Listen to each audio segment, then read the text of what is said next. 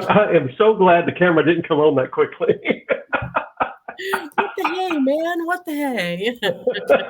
Oh no, I just realized I'm not wearing my standard issue, the dynamic blue O shirt. I normally wear Tommy Bahamas on these things, and this is not a Tommy Bahama. I don't have Uh-oh. my wristband on. Got mine on tonight, girly girly. How do I not have my wristband on? This is tragic. This is a Hi, tragic. everybody. We are so glad you guys are joining us. As I give my partner in crime over here a hard time. We are so glad you guys are joining us today. Welcome to the show tonight. I've been excited about this show because I threw a topic out there earlier in the week, and Lisa is the expert at what's going to go on. So when we get to the training part of the show, it's going to be kind of cool. But okay, tell me what's happening in New Hampshire, partner. What's happening in New Hampshire? What is happening in New Hampshire? No, since I got back from DC, where I saw you, it's mostly been, I was gone when they did the big play that I was producer on, director's assistant. Yeah, I guess. And so coming back, they all had the event, the play performances, the three of them. So I've talked to a lot of the different ones and heard the stories and everything. And oh, it makes me so sad that I missed it. But everybody did such a good job. The only one I haven't talked to yet is Kenny, the director, of course. He usually takes time to decompress after that whole thing. That is an intensive thing for the rest of us. I can't even imagine for him. Whoops. I guess he decided not to. What is he doing? Hey, June. Hey, Kristen. Hey, Teresa. Penny. Jeff decided just to hop off just then. I don't know what happened. Anyway, I'll keep talking about the play. At the play there, when we do the rehearsals and stuff, it's the last, I don't know, the last few weeks. I'd say 5 or 6 weeks. Oh, here comes Squirrel Man. What the heck? I should tell Jeff the Squirrel Chef West to Jeff the Techno Wizard. I hit the wrong button. You're a techno wizard. I was going to give you that. I'm some sort of a wizard. I was trying to open the comments on my thing, and what happened? I totally knocked myself off the show. Wow. So I bet you've probably experienced this where you're working on a project together and then there's an end to it, like the performances. And then all of you kind of feel like you just went through something together, like boot camp or something. You know, it's like that with the play. And I didn't know it was going to be like that until last year. But then everybody's like shell shocked a little bit because that last week, especially, there was rehearsals 3 hours a night for the 7 nights beforehand. And then those 3 big performances. So it does feel a little funny that I missed the end of that. But coming back now, like I've got all the props to divvy up. I've got all the stuff to try to save what I can for next year. And I've decided instead of saying no and then later saying yes, I'm just going to say yes next year. Because, last year I had some lame excuse why I wasn't going to do it. And valid lame excuse that was valid. But I should know enough that I'm eventually going to say yes when I see it not being done the way I'd hoped. Well, did anyone make a recording of it so you could watch it or anything? Yeah, that just usually what happens is Kenny wants to edit it. So I believe they did the recording. I didn't talk to them yet, but I know the man was at the performance, and I just haven't talked to them. But my understanding is that it did get recorded, and they're just going to do the editing. So, because Kenny likes to make each actor look the best they can. So he usually takes 2 or 3 recordings and puts the best pieces together with the best performance. So the challenges I've always run into when trying to record any kind of a live event like that was normally the sound. And we had a sound problem because we were outside, and then we rented equipment, and they had problems with it, the performance days too. So the recording guy was supposed to tap into the soundboard. So I'm hoping that all happened. Some things didn't turn out. Some things did, just like every other thing, but it is something. You know what I was telling? I ran into one of the actors at the grocery store yesterday, and Yeah. she was saying how much work this was and all that. And I said, but you know what? In fifth grade, no, it was sixth grade, I read a paragraph out of the Gettysburg Address on stage for the first time. There was three of us, two boys and me. I was the one in the middle. I could recite that paragraph still, and I remember how it felt to be on stage. I wanted that feeling again. That's a memory that has lasted me my lifetime. Right. Those kids in the play are going to have that too. We're going to all be happy we did it just for the kids, because there Yeah. were, I think, a dozen kids in that play, and this is going to be something they'll remember their entire life. And it's just that itself is worthwhile, I think. I think my getting involved in plays and things really fed right into what I ended up doing for a living most of my life. Because the first time I was ever in a play, it was my sophomore year in high school. And the school had always had what we called senior class plays. But since they could never get enough seniors, because I think the entire graduating class was about 80 people, since they could never get enough seniors that were willing to get on stage and do it, they would open it up to other people. So I was in two plays my sophomore year, one play my junior year, and one play my senior year. And all 3 years, I actually won the drama award for the year because I just loved doing it. And I got on stage and I was a ham, and it was just fun. That is shocking that you would be a ham. That's what I say. Yeah. I can still remember. It was funny the other day that I was reciting, and I don't know how close it was, but it was pretty darn close, reciting the last monologue of the last play I was in my senior year, because I played an old Southern gentleman con man, and they had me in gray hair, probably about the color of this hair, and I had a gray beard, probably about the color of this beard, but it was all put on fake. And I remember going out into the audience after it was over, because the con man finally mended his ways supposedly, and his daughter got him to straighten up. And as the show was ending, I walk out in the audience and I picked a person from the audience, and in this particular case, it was the father of the lady who directed the play. Oh. And when I got him, I said, "Excuse me, sir. I couldn't help but notice your astute bearing there. Allow me to introduce myself. My name is," whatever my name was, "with Pierce, Swillwell, Hammersmith, Hogan, and whatever." And said, "I wanted to know if you would like to talk about something." And I pulled him up, and we walked out and says, "I have some land for sale that I think would be perfect for you." And went on out the door. But I had such a good time being on stage that later in life, when I was in positions to be on stage, I just loved it.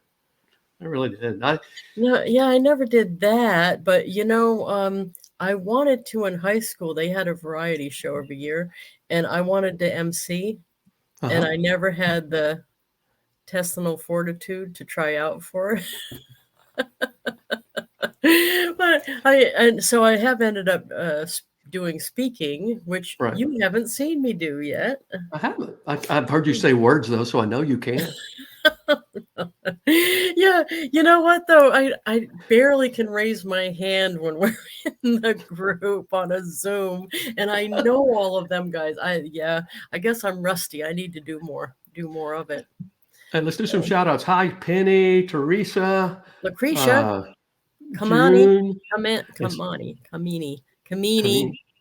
And someone that says Facebook user, that's normally either Donna or Debbie. I don't know who it is this time. Easter Day's here, and Peg's here. Peg did a great job this week. For those of you, if you haven't had a chance yet, we shared Peg's episode. She was on Don King's show, and it was doing a great job. And so if you get an opportunity, watch that. You'll enjoy that. Let's see. Lucretia, hi there. And Scott's here. I see Scott. Scott's waiting for the next storm. Scott, would you please send a storm to Texas? We haven't had rain or a day or a high temperature below 100 in several weeks now. So I had somebody said, meow. I wonder what that is. Meow. I'm afraid to ask. That sounds like a green room topic to me. I don't know what to think here. That could be.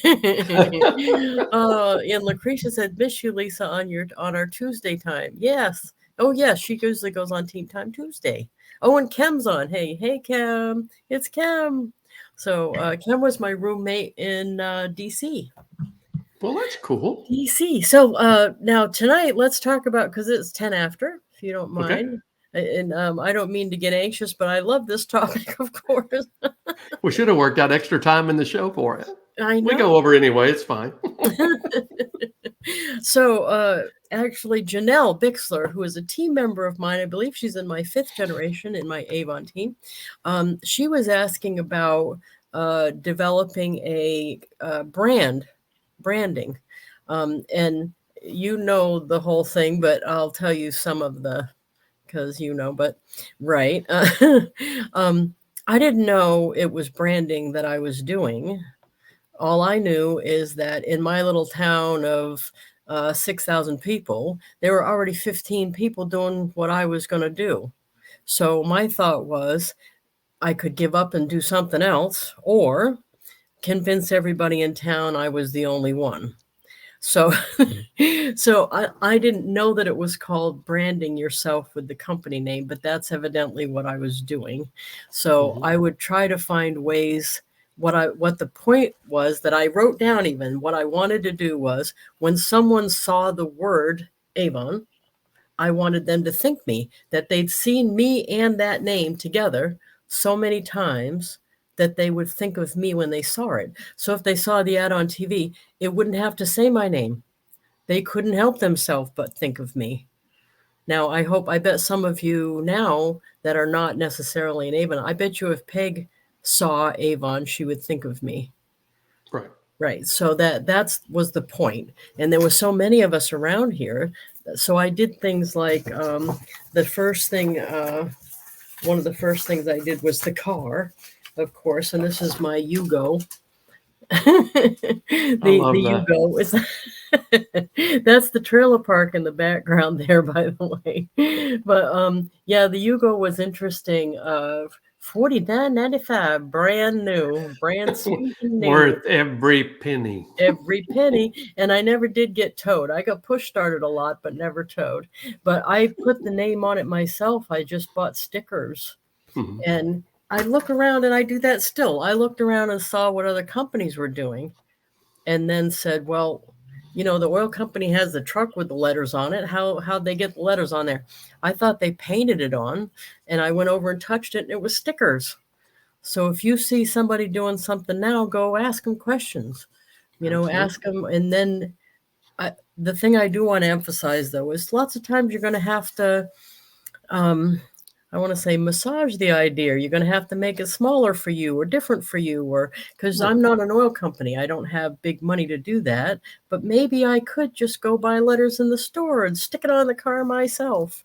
Right. So lots of times I had to do that. Now you had to do that kind of, you were using a brand that was already established to put onto your sales force with Aflac. Right. In my case, where the personal branding came in with me, because you're right, with a large company like that, if you don't put your own personal brand in there somehow, and you may not be able to put it on your car, and like in the Aflac would have never let us do that. But what I wanted to do was kind of develop my own personal brand because of how I would service my customers, my clients. And it became, it was so funny that the largest account that I ever opened personally with Aflac was a school district up in the Dallas-Fort Worth area. I loved the people there. They were just tremendous. Matter of fact, the lady who was my payroll contact there, the person I worked with mostly, she's retired now, but she's a member of our group in here. Sometimes she watches the show. Even her name's Diana. But I just loved those people. I had such a heart for them. But what I would do in there was I literally went to every single campus, not just when it was time for them to sign up for insurance, but all the time. And I would put notes in their box, and I would put letters in their box for me and stuff like that during the year. And it got to the point where some of the teachers literally thought I worked for the school district because I took such good care of them. And so it was more about a personal brand. Okay, if Jeff West is, I even had one guy who was a broker, which he represented several companies, and I was the only person he would put into accountants. He trusted what I would do that much. It was more of a personal brand. as I went into upper management as a region and then a state sales coordinator, it was still a personal brand, even though it wasn't the same as far as accounts. It was a personal brand in how I worked with my people and how I did that. And that all kind of dovetailed into after I retired from Aflac and I began writing and speaking, my name really became my brand. Although I had other branding, like when I first got out of the gate with it 10 years ago, I was using the brand, the sales tour guide, and it matched the unexpected tour guide title. So I kind of liked that. Doug Crow actually helped me come up with that.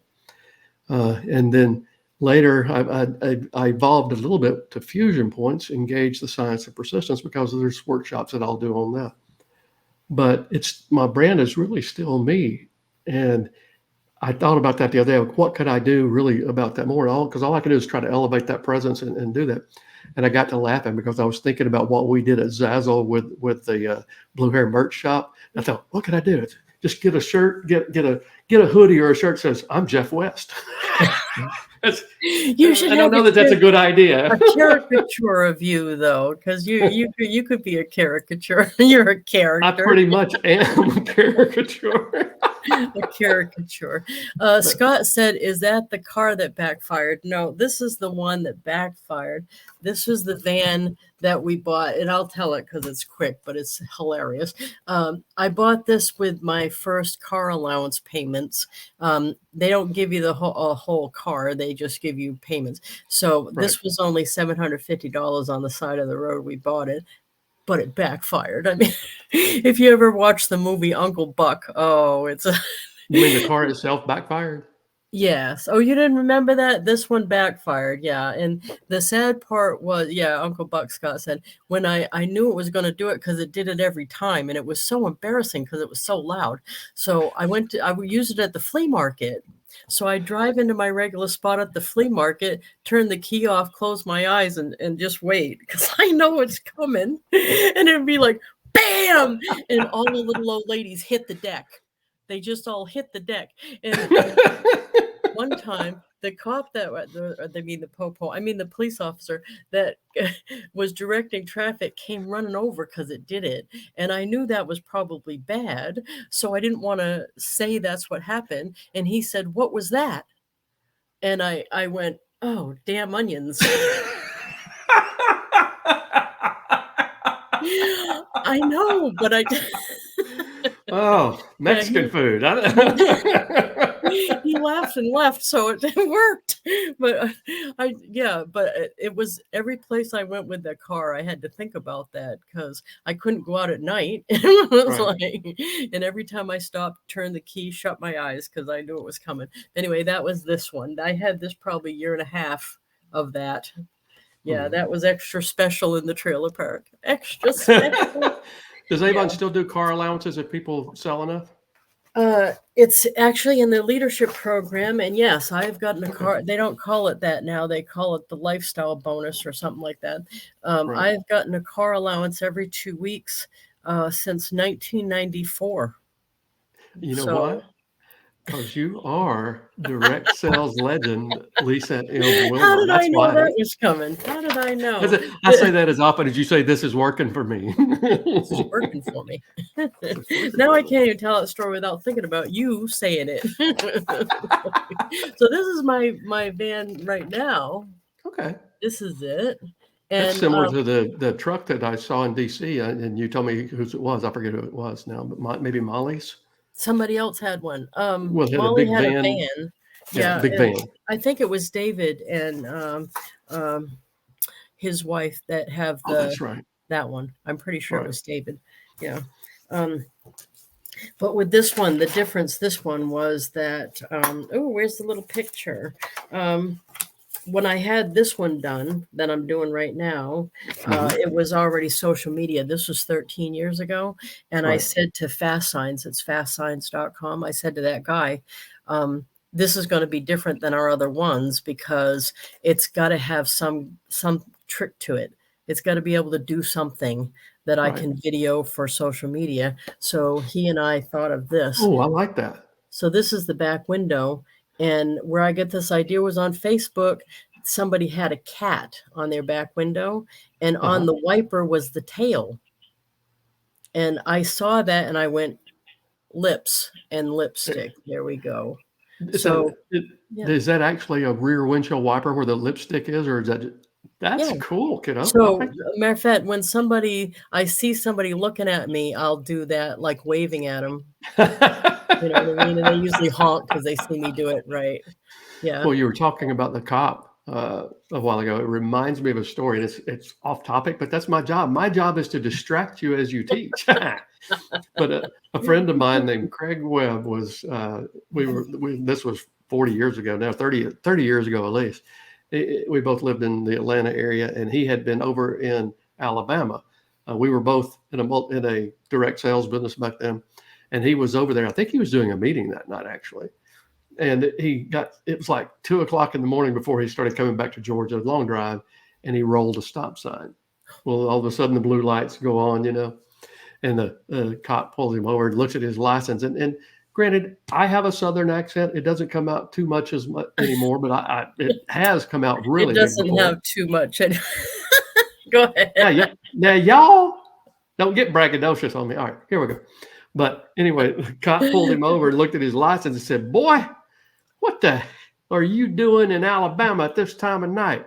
My friend says, "I am so sorry. I forgot it was illegal for a Georgia boy to be over here after midnight. I am so sorry." And the cop started laughing and didn't write him a ticket. Hey, that's pretty good. It was hilarious. I was so proud of my friend. We both had this sense of humor that would get us in trouble, but he was pretty cool. I like that. I've had some very colorful friends in my life. Well, that was gross. I apologize, everyone. I count myself among your colorful friends. So you are. You're my most colorful friend currently. Anyway, you know what's funny? I've gotten since I reblued it 2 days ago. Right. I've gotten way more attention, even more than usual. Yeah, who I was just, I think, at the hardware store, and the guy comes running over and he says, "I have just got to tell you that is the most beautiful blue I've ever seen in my life." It is intense. When you got it redone, did they do the same color as normal? Because it's very intense. Well, she changed to a darker shade of blue to start with, and it's lasting longer. If you remember, like 2 times back, it was coming out bright blue like Smurfette. Right. And I like the darker a little bit better than Smurfette. Plus, it lasts longer. So there you go. Does it still end up on your pillow? Right. I thought it didn't, but it does still because everything's blue. So yeah, you might as well just buy blue pillowcases, blue sheets. Or just that's good. That's a good idea. Yeah. It looks like somebody killed Smurfette in my house. But blue. Oh, my shower is blue too. I always tell people to buy dirt-colored cars. That way you don't have to wash it as often. Yeah, that's a great idea. Hey, it works for me. It's working for me. It's working for me. Actually, more often than any other vehicle, I drive my farm truck. It's got almost 200,000 miles on it. It's a Ford F-150 blue. There we go. It's blue with a little tan stripe in it. But most of the time, it's kind of dirt colored. So I did want to say something about the branding thing that I think is relevant, Janelle. Okay. You may have noticed, maybe not Janelle, because Janelle's newer. I haven't known her that long, but the people who have known me a long time, like Scott and like Lucretia and like Teresa, that have known me a decent amount of time, you'll notice that we started doing the blue hair brand probably, I would say, last summer. So we're a year in, and I'm still turning the ship, right? I definitely had the I'm Avon brand settled. People thought of me when they thought of Avon, even people not in Avon, people, you know what I mean? I think I had that pretty good settled. Right.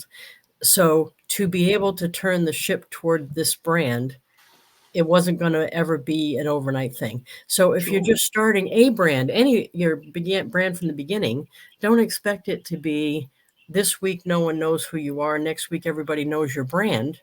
I don't think that could be. So I've been slowly, as I run across stuff, changing things over to this. Mhm. and finding new ways to promote this and finding new ways to be the lady with the blue hair. Because Right. to me, it's always going to be a long-term thing. It was when I first was branding myself with the Avon brand, the company name. I knew it had to be a long-term thing. It wasn't going to be a one-week thing. Right. So anyone, working on that, just realize it's a long-term.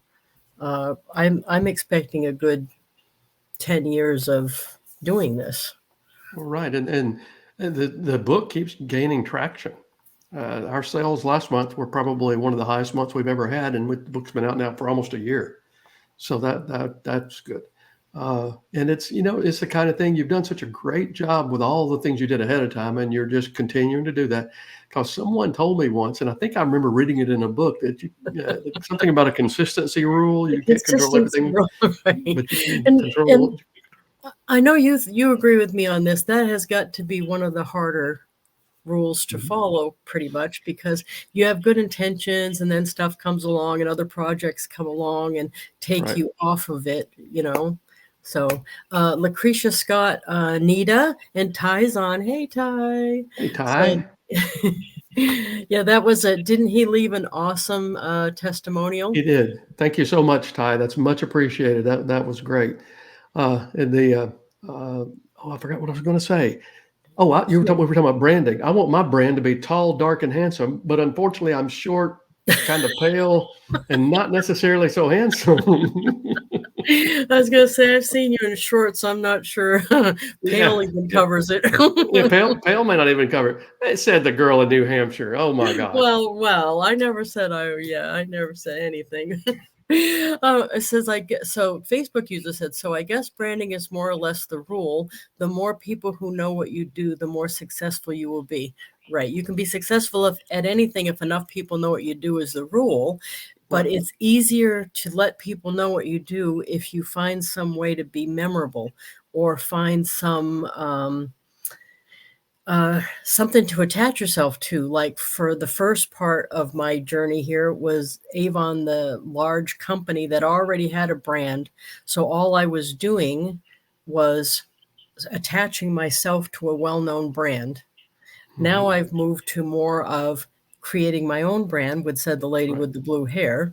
So I'm not attaching. So it's not as the reason I want to do that is because I have more control. Yep. That's the size of That, it. that's exactly what you should do. We all love the companies that we've worked with that have been so good to us and paid us so much over the years, but you have to establish your own brand, and that's a good thing that you're doing that. And so I commend you. It's you set a good example for everyone, whether they're in direct sales or any kind of sales, because all sales and all entrepreneurship, and quite frankly, any business that you're in, even if you're not an entrepreneur, you still want to do that because you want to be the person at whatever you're doing that people look at as being the source, being the best at what you do, that being a trusted advisor even, and that's what you want to go for. We got a country that it's got all varying views, which is good, and nobody. I miss the days when you could disagree with someone, and it didn't mean that everybody started getting mad at each other. But we should embrace that uniqueness. We should embrace that. Part of that in a branding thing is for you to be that trusted go-to source on so many things, and it's just a great thing. We were talking about at 1 o'clock. That reminded me of the Fusion Points thing. Your program is Mhm. that what I have in my mind is that I want people when they have interactions with me, including you, when you have an interaction with me, I want it to be a positive experience every time. Right. So that when you randomly think of me or a customer randomly thinks of me, they have a positive thing in their head. They don't like, I know I have people that when I think of them, I'm like, oh, do I have to deal with that person? And I think that's because I had a negative experience with them. So I don't want that to be what people feel when they think of me. So I Right. try to have positive experiences. So I know you're like that with your customers as well. Oh, I am. And so many corporations unintentionally miss the boat on that, especially with their sales teams. In any organization, the sales team is what drives the revenue. So if the company's going to stay in business, they have to have good sales numbers.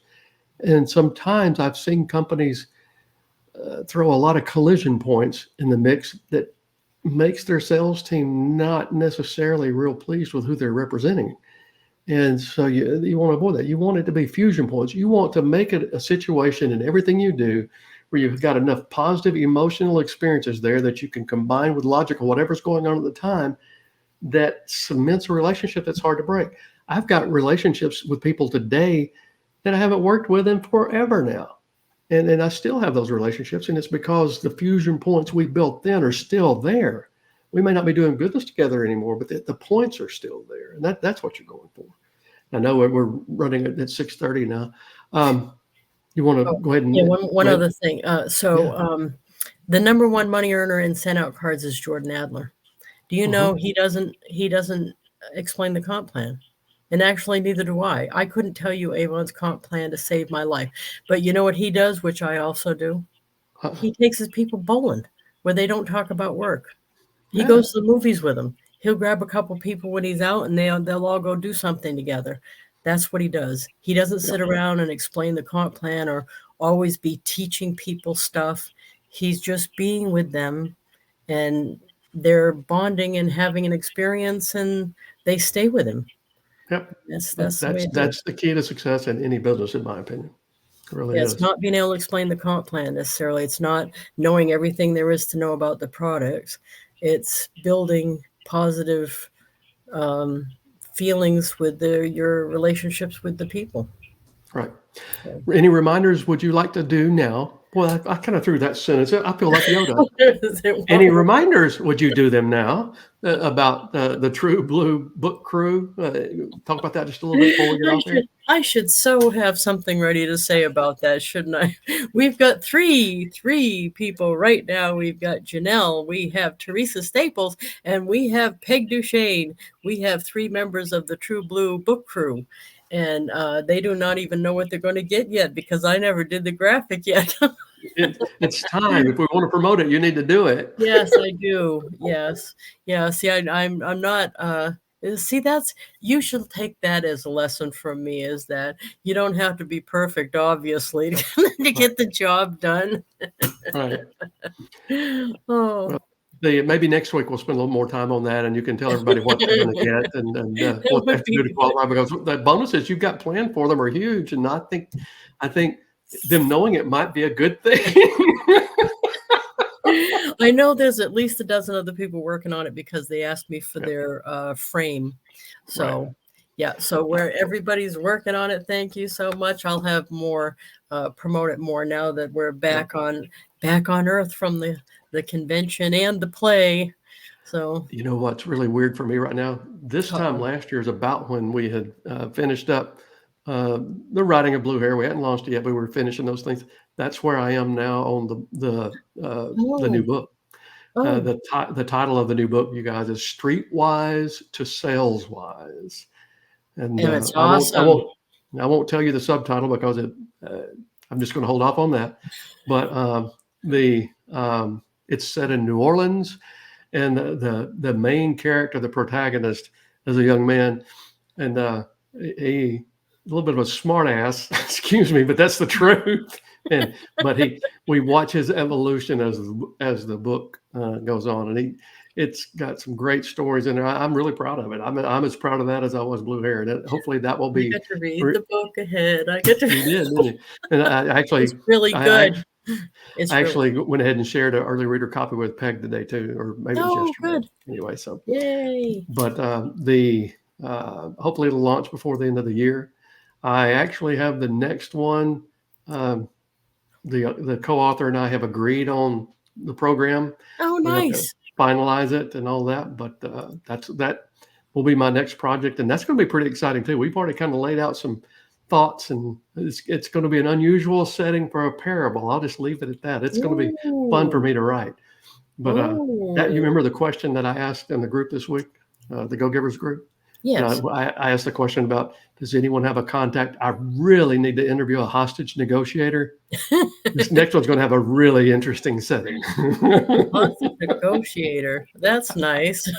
It ought to be pretty cool. I'm just going to leave it at that. But if you, by the way, gang, if you have not yet had the opportunity to go onto Amazon and rate, said the lady with the blue hair, or anything like that, or do a review, please, please, please go take a few seconds to do that. It doesn't take you very long, and reviews are huge. And those of you that kind of came into the circle with blue hair, if you've not read my first book, The Unexpected Tour Guide, if you'll grab that on Audible, now you can get it in print, but if you'll grab it on Audible, one of the things that I do for everybody in that book is I put a little commercial inside there that tells people how they can get a free course from me that I always sell for $97. I'll just give it away if they've gotten that book. So feel free to get that as well. And I don't really have anything else magically to say. The Audible that you and I did is always going to be a funny story forever. It is. I wonder if my current co-author and the current co-author has done audiobooks before, so it won't be the first pass. So it'll be more of a comfort zone there. But, I have no one is going to be the level of drama for you that I was. See, I think I you know, right. Right. That's. I don't expect him to do what you did. So I bet you don't. I don't expect that level of drama. Oh, the crying, probably not. Yeah. Yeah, and the the crying and the flipping you off. Yeah, I think he's a little bit more professional than that myself. But I'm so excited. That story is so much fun for me. You know how I do. I can't tell you how many times I've read Blue Hair in the process of getting the first draft done, doing all the rewrites, going back through, looking for proofreading things and getting that done, and then going back for the audiobook and listening to it. There's no way to count the number of times. And I do that with this as well. And every time I go through it, I get teary-eyed at times. And it's just, it's a story that I love. And it's got a musical background set in New Orleans. And I love New Orleans, and I have a musical background. So it's close to it's near and dear to my heart. Let's just leave it at that. You know, what's funny is I get teary-eyed when I listen to yours and my version of the Audible, because I think how close you came to dying during that. Thank God for the distance between Texas and New Hampshire. Oh, it was so close. All right, we're 6:37. Okay. We got to get out of here. Yeah, we will go, and we will see everybody back. We'll continue posting in the group, and thank you very much, everybody. Love you. Love you guys. We'll see you next week.